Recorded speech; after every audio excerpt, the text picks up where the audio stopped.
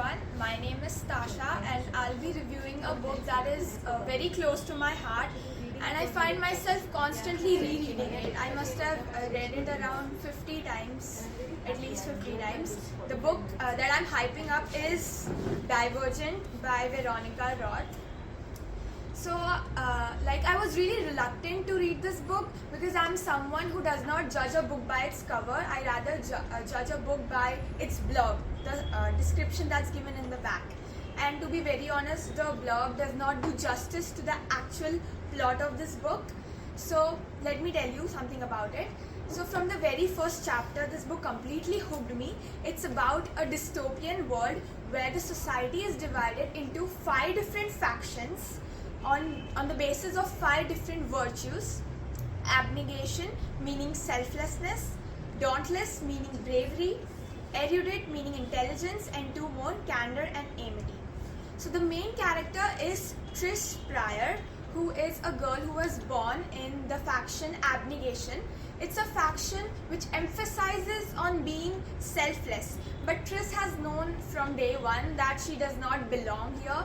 She's always felt like an outsider there, and she wants to feel that sense of belonging somewhere.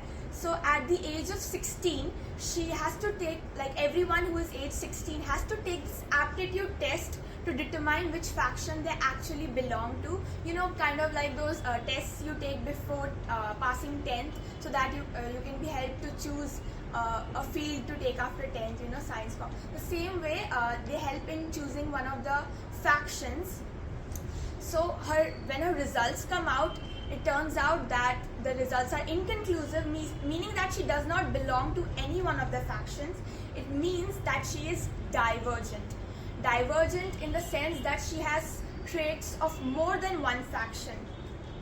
And in that society, being divergent is a dangerous anomaly, because the society believes that belonging to one faction is the most important thing in the entire world. So her divergence needs to be hidden from the outsiders. At the same time, she has to make a decision to choose either her family or risk her entire life by trying something new, finally being brave and stepping out of her comfort zone.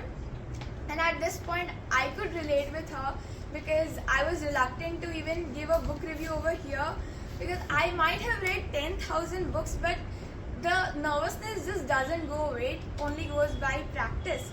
So I could relate with her because she took the brave choice by joining Dauntless, the faction of bravery, and that just starts the exciting part of the book, which I don't want to reveal to all of you.